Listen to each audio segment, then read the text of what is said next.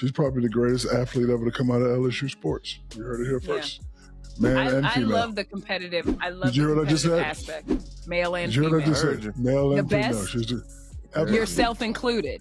Yes, because guess what? boy. She delivered. She delivered that package. See, a lot of us got the package and we still got the package in our truck. She delivered that package. So, you know, it's a lot of names you could throw around, men and women, but she's probably the greatest athlete. Some people's going to exclude it to women athlete. I'm not doing that. She's the greatest athlete to ever come out of this because she got it done. Joe Burrow got it done a couple years ago, but she's way more athletic than he is. So you heard it here first.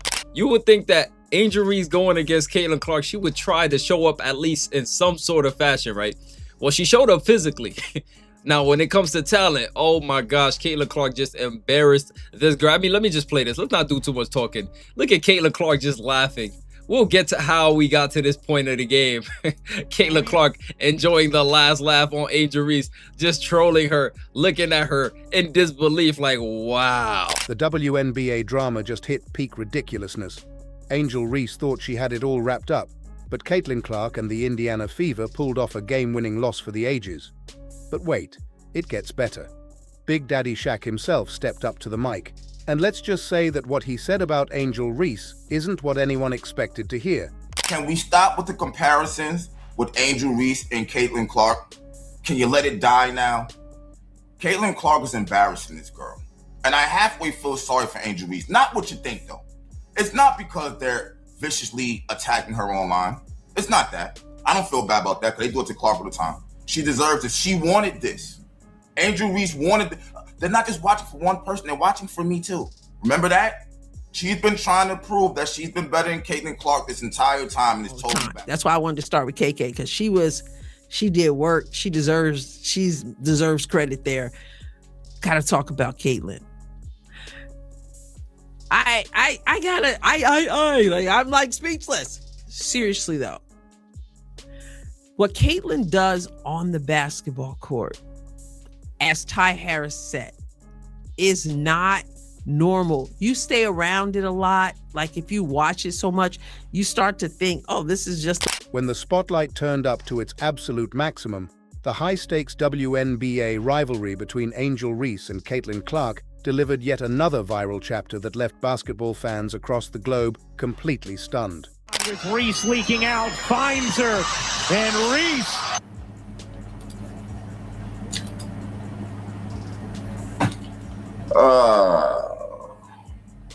Angel Reese, man, I got to give you props, man. You had 14 rebounds. Salute to you because you was the most valuable player for the Indiana Fever tonight. This is terrible, man. Do you know how disgusted I am that she found a way to attach herself to Caitlin Clark's brand? Do you know how many people are better than Angel Reese in the WNBA? About Angel Reese because she is now 0-12 versus Caitlin Clark. Like I said, I like both players. Like, come on, man.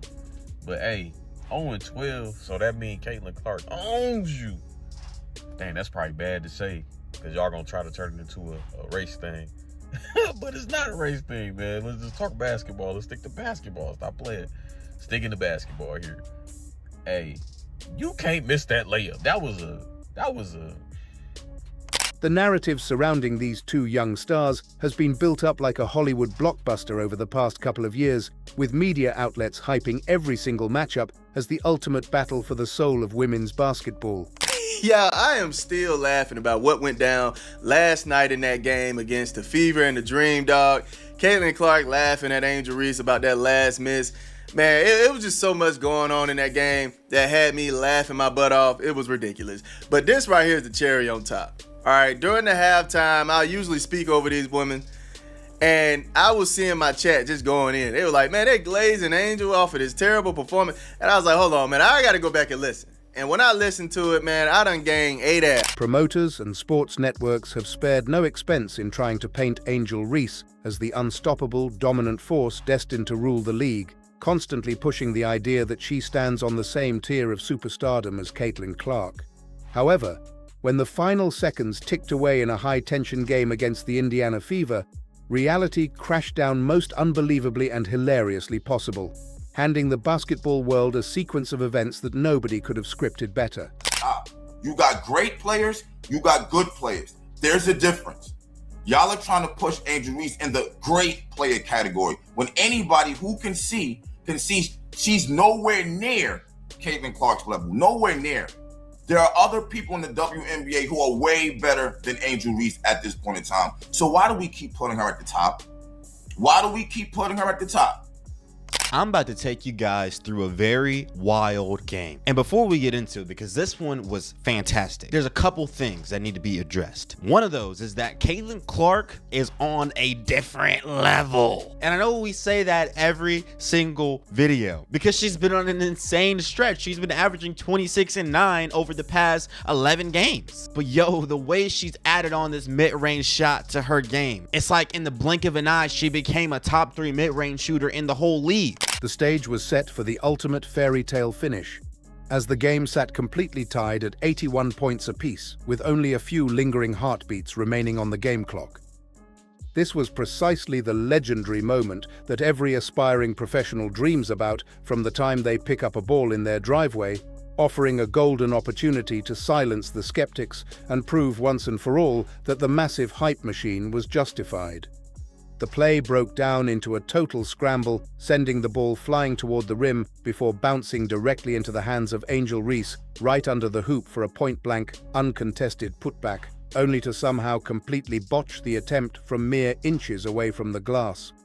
Rather than sealing a dramatic victory and taking her victory lap, she handed the ball right back to the opposition, spectacularly blowing the entire game and leaving her squad completely stranded as the Indiana Fever capitalized on the mistake to secure the win in overtime.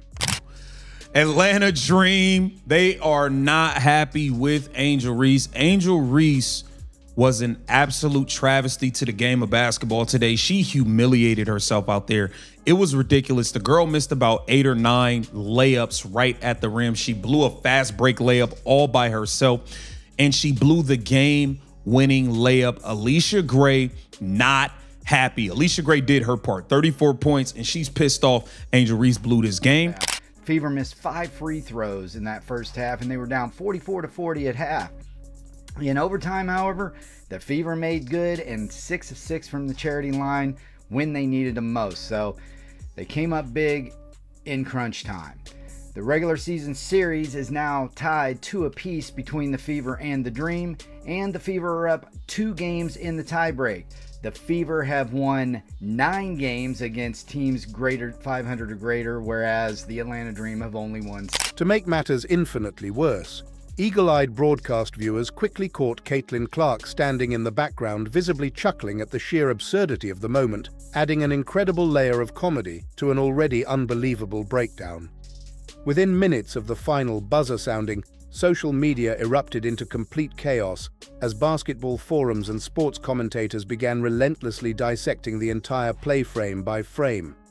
The sheer embarrassment of blowing a wide-open shot under maximum pressure quickly turned into the primary talking point across the entire sports media landscape. The fallout from this catastrophic blunder reached an entirely new level when NBA legend Shaqule, player in the entire WNBA. His endless praise had given her fanbase a massive wave of confidence, as having one of the most dominant big men in the history of the sport co-sign your talents is usually the ultimate stamp of approval. But after watching her repeatedly stumble during crucial game-deciding moments, the public perception suddenly shifted, making it seem as though even her biggest advocate was now openly mocking the endless string of missed opportunities.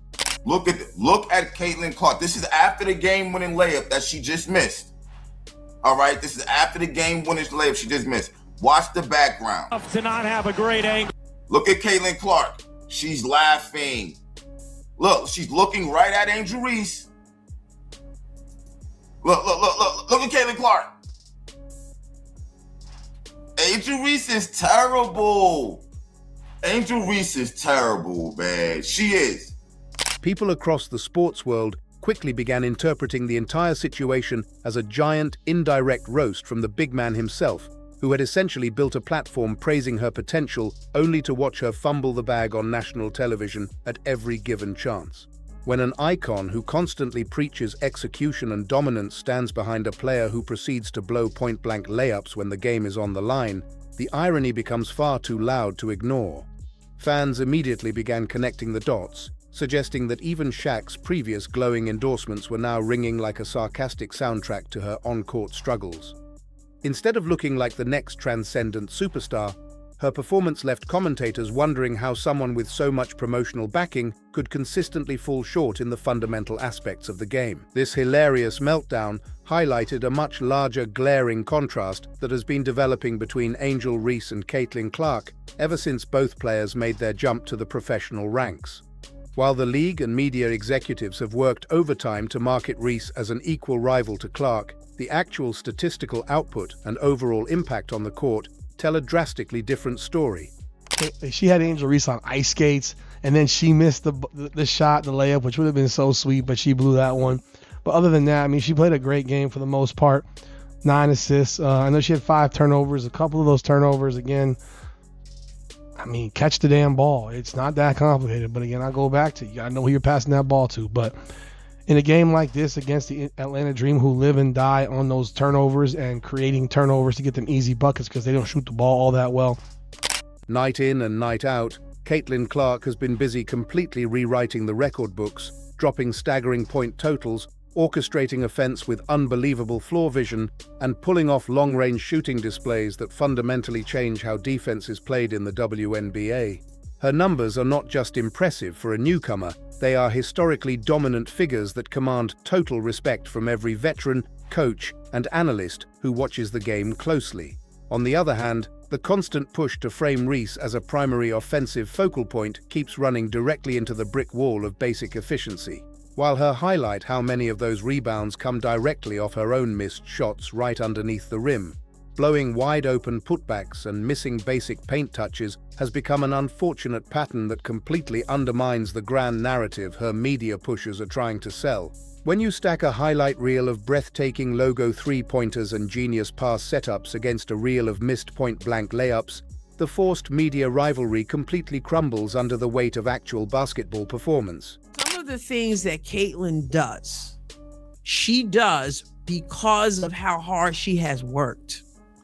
But if you think that hard work and hours in the gym are what enable her to do some of the elite things she does, you're mistaken. She has a God-given talent. And yes, she's working. Caitlin Clark with a really smart play to end the game. Really interesting. And she pointed to her head like, hey, that's smart. I think she did it on purpose. It's not an easy thing to do. In fact, I don't think I've ever seen it happen. With about 4 seconds left in the game, she launches the ball way high from the Atlanta Dream attacking end. She takes a dribble, gets to the opponent's foul line, launches it way up in the air. The ball bounces, hits the glass, stays in play. If it had gone out of play, the Dream would have had about a half second to a second left. The sheer volume of media coverage surrounding this rivalry has created a situation where every single mistake is magnified 1,000 times over, making this game-winning blunder an instant classic in the realm of sports comedy. For months, fans were told that the gap between these two players was razor thin, and that any given night could feature a passing of the torch. Yet, when the ultimate moment of truth arrived with everything on the line, the stark reality of their skill levels was laid bare for millions of viewers to see, seeing a competitive equality that simply does not exist on the floor.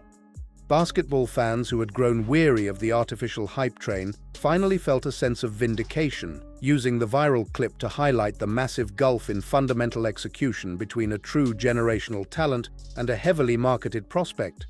The internet did what the internet does best, turning the sequence into an endless parade of memes, commentary videos, and playful roasts that dominated the news cycle for days on end. The Angel Reese glazing is crazy. I'm sure you were tuned in to our favorite reality TV show last night. And by now, you've seen the video of Caitlin Clark laughing at Angel Reese after she missed the game-winning layup against the Fever last night. I'm sure you've also seen this clip of Angel Reese missing a wide-open layup in the first quarter. But what I'm sure you missed was the halftime commentary about Angel Reese's performance in the first half last night. I don't know who her team is paying to get them to... At the end of the day, sports will always be defined by actual results on the court, rather than the carefully crafted promotional campaigns designed by television executives. You can run all the promotional packages you want, put up massive billboards, and have Hall of Fame legends sing your praises on every major sports network, but when the game clock is running out, you still have to put the leather ball through the net.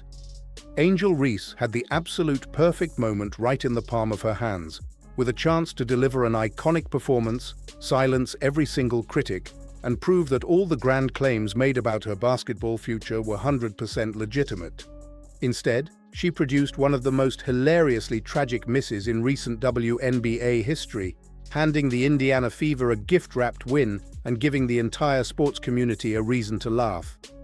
The aftermath of this game has permanently altered how fans view the ongoing coverage of the league, proving that real greatness is earned through consistent execution rather than media hype. As the league continues to grow and draw unprecedented crowds, moments like this highlight the hilarious unpredictability of live competition, where even the most heavily protected storylines can shatter in a fraction of a second. Whether Shaq meant to set her up for this level of public mockery or not, the universe delivered a comedic masterpiece that basketball fans will be replaying and laughing about for a very long time to come. This is the reason why I'm saying Angel Reese was the most valuable player on the Indiana Fever tonight. You know, let's just look at the disgustingness of her game.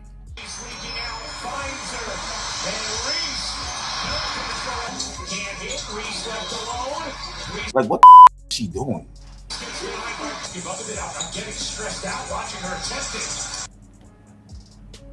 Oh my God. And on the other side, I mean, you saw Angel Reese be dominant on the glass, but yo, she was not anything exceptional offensively. This narrative that people have painted about Angel Reese being a trash offensive player, it's unfortunately true. She is horrible offensively, but Alicia Gray is not. She had 32 points, 11 of 24 from the field. She was like the reason the Dream was in the game for most of it, but the Indiana Fever defense was able to shut her down late. So yes, there is a lot to look at in today's. Beyond the immediate shock of that heartbreaking rim out, the surrounding chatter across sports networks took a sharp turn into analyzing the broader culture of modern athlete branding surrounding Angel Reese and Caitlin Clark. In an era where viral fame often outpaces actual career achievements, media houses have developed an overwhelming appetite for manufacturing rivalries out of thin air. Instead of letting young athletes like Reese naturally develop their game away from the relentless pressure of national scrutiny, the promotional machine demands instant icons to fill round-the-clock highlight reels. Angel Reese found herself thrust into the epicenter of this relentless content engine, where every outfit, social media post, and court interaction with opponents like Clark is analyzed with microscopic intensity. While building a massive personal brand can certainly secure lucrative endorsements off the court, it also creates an unforgiving environment where any fundamental failure is instantly weaponized by millions of online onlookers.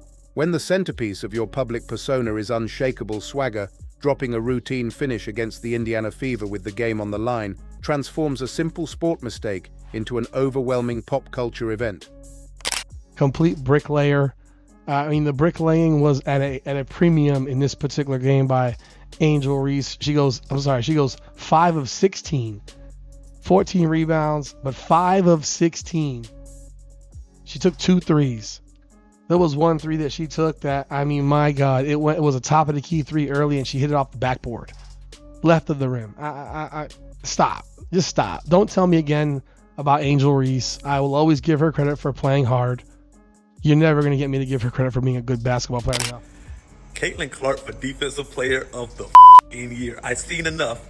I don't know if that was Dennis Rodman out there. She could have dyed her hair red with a low boy and some green shit in it. And I was like, oh, that's Dennis Rodman out there. I don't know if that was Avery Bradley playing defense or was that Marcus Smart? Because that was Defensive Player of the Year worthy by Caitlin Clark. The contrast becomes even more striking when examining how different player archetypes navigate the heavy expectations of professional basketball, particularly when comparing the playing styles of Caitlin Clark and Angel Reese. Players like Clark, who build their reputation on explosive scoring and deep shooting range, naturally command a different kind of authority during crunch time. When a sharpshooter like Clark steps up to take a final shot, the defense is forced to respect the sheer mechanical skill required to put the ball through the net from distance. Conversely, front court players like Reese, whose production relies heavily on secondary scoring, putbacks, and physical fighting in the paint, operate under a completely different set of margins.